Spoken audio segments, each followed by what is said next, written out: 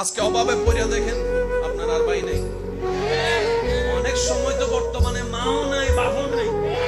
মা বাবা বলে যে নিজেরটা নিজে কইরা খা। যে ছেলে কামাইতে পারে তারও আদর, তার বউরও আদর, তার ছেলে মেয়েরও আদর, নাতি নাতনির বুকে টাইনা নাই। আর যে ছেলে সংসারে টাকা দিতে পারে না তারও দাম নাই, তার বউরও দাম নাই, এমনকি ছোট ছোট বাচ্চা নাতি নাতনিরও দাম নাই। কথা বলেন ঠিক না?